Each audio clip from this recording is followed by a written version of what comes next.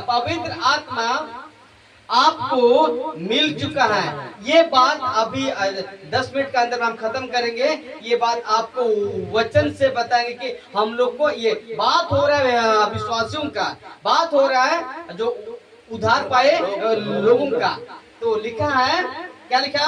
पवित्र आत्मा आपको मिल चुका है। तो वचन से हम लोग फटाफट जाएंगे।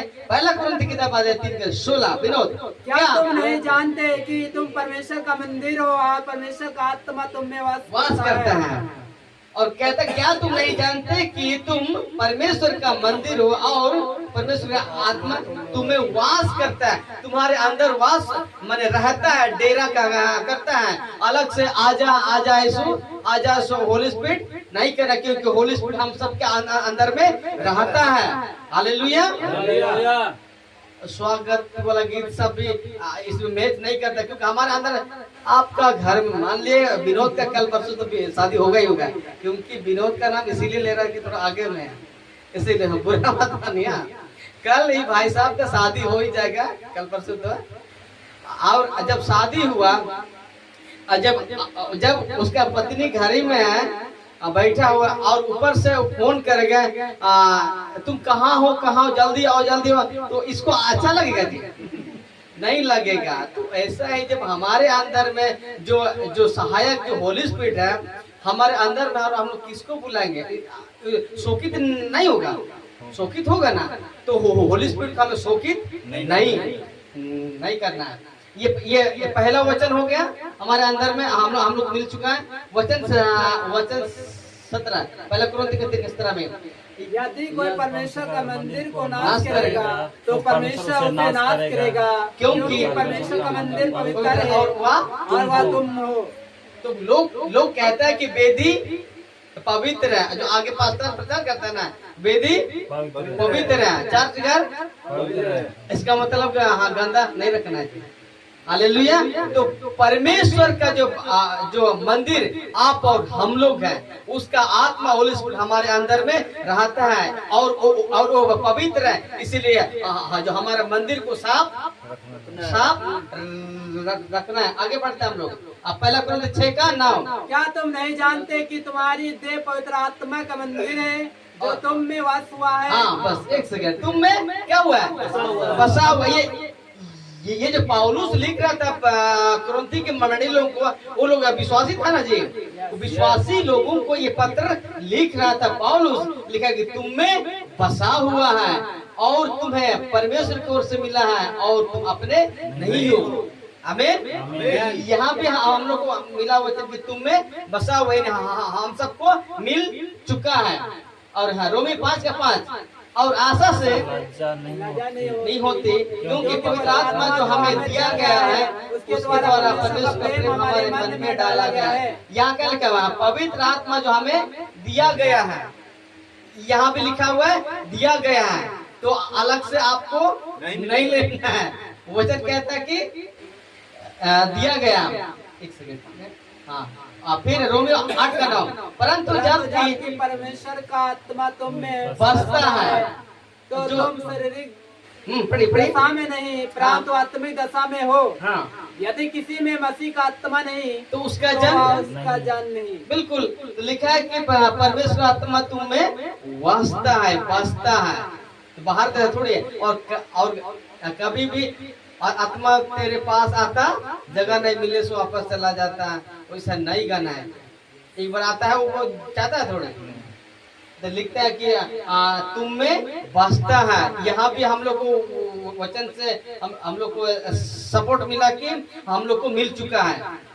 आगे रोमियो 8:11, यदि उसी का आत्मा जिसने यीशु को मरे हुओं में से जिलाया तुम में बसा हुआ है, तो जिसने मसीह को मारे हुओं में से जिलाया वह तुम्हारे मनोहर देहों को भी अपने आत्मा के द्वारा जो तुम में बसा हुआ है जिलाएगा। यहाँ लिखा यदि उसी का आत्मा, किसका? परमेश्वर का आत्मा, जिसने यीशु मसीह को मरे हुओं में से जिलाया, जो जिलाया तुम में बसा हुआ। कौन सा आत्मा? जो होली स्पिरिट, जो पेंतिकोस्त के दिन में ये पृथ्वी पर भेजा गया, तो वही आत्मा तुम्हें बसा हुआ। तो जिसने मसीह को मरे हुओं में से जिलाया वह तुम्हारे देहों को भी अपने आत्मा के होली स्पिरिट के द्वारा जो तुम बसा हुआ है। यहाँ पे क्या लिखा हुआ है?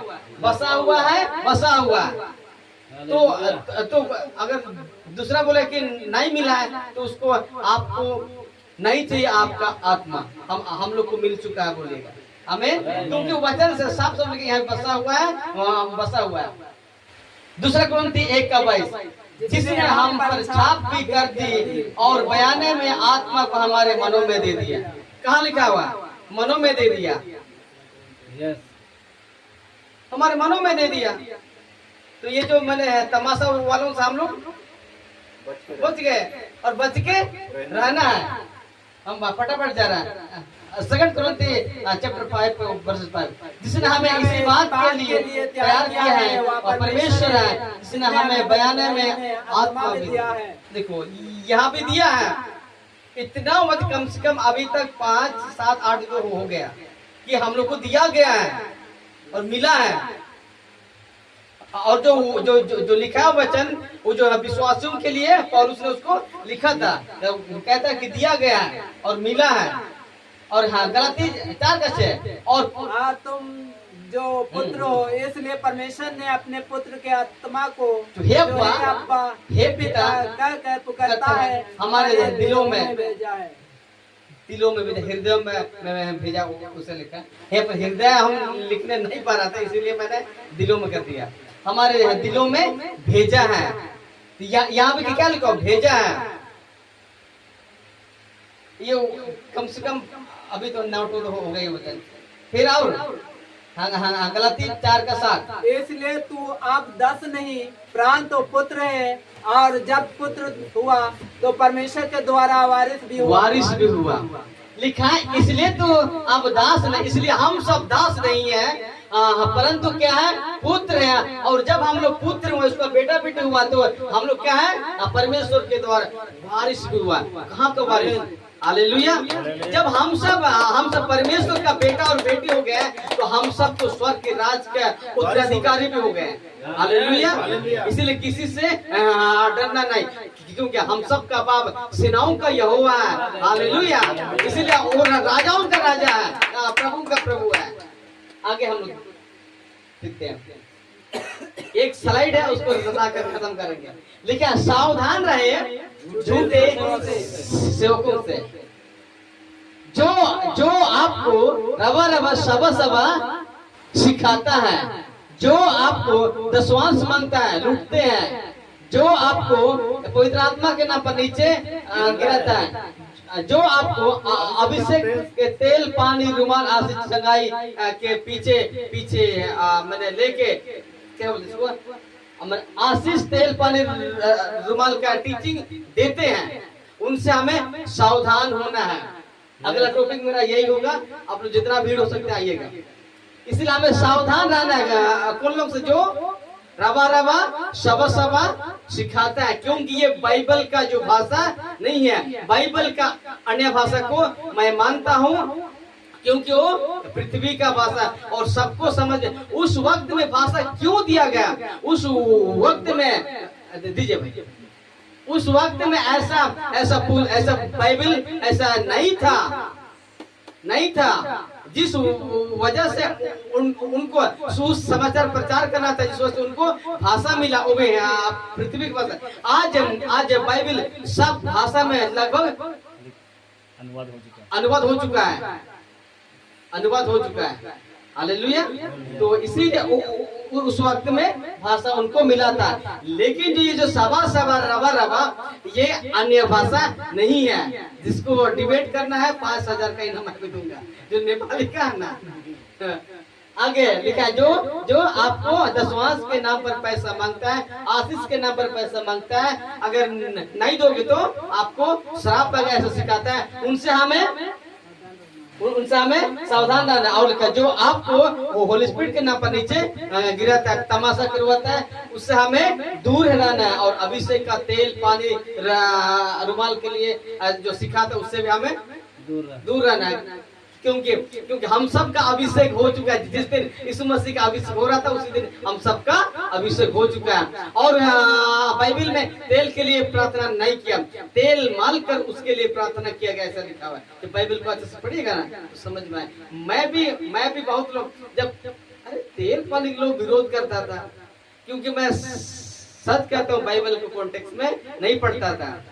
जो पास्टर बोलता था वही मैं सुनता था और उसी के पीछे चलता था। लेकिन क्या हुआ, मैं पलट करके नहीं देखता था। 2020 से मैं पढ़ना शुरू किया तो ये चीज हम सबको मिला। इसीलिए अभी सवाल करेंगे, सबको जवाब दीजिएगा। हालेलुया, मतलब अब सब कोई जिंदा है। टाइम क्या होता था? 9:15 और 5 मिनट में दुबे, क्योंकि माइंड में इसे वो न पाऊं, मजाक कर रहे हैं। समझ में आता है ना मुंडे बस? अच्छा ठीक है। अभी हम लोग सीखे कि ये 3 पॉइंट सीखे। पहला पॉइंट क्या था? एक विश्वासी को पवित्र आत्मा मिलता है, तो उसका आंसर है शॉर्ट में बोलेंगे तो जिस दिन उसका उद्धार हो जाता है उसी दिन उसको होली स्पिरिट मिल जाता है। इफिसियों 1:13 और वह बहुत सारे मैंने वचन को रखा। उसके बाद में हम सबको होली स्पिरिट मिल चुका है लगभग। कितना वचन देखा? कहाँ गया? 1 2 3 4 5 6 7 8 9 10 9 को मिला। कम से कम 10 जब 10 को वचन आपके बीच में रखा, सो हम सबको मिल चुका है।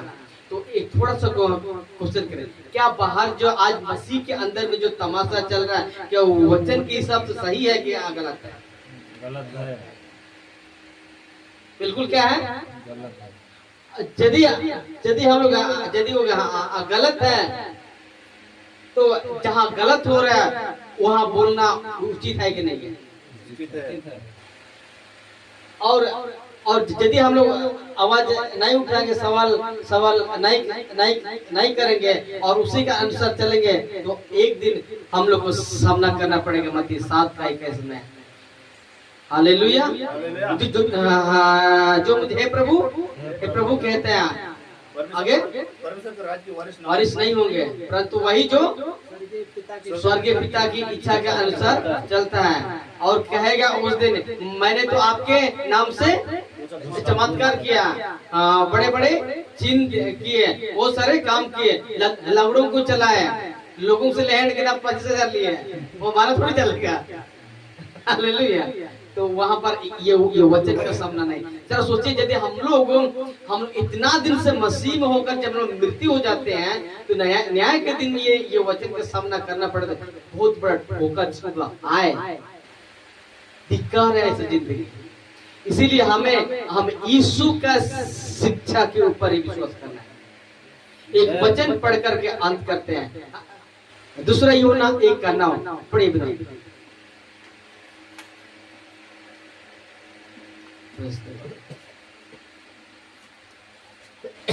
दूसरा यूहन्ना अध्याय 1:9 1:9। जो कोई मसीह की शिक्षा से आगे बढ़ जाता है और उनमें बना नहीं रहता, उसके पास परमेश्वर नहीं। जो कोई उसकी शिक्षा में स्थिर रहता है, उसके पास पिता भी है और पुत्र भी, और पुत्र भी।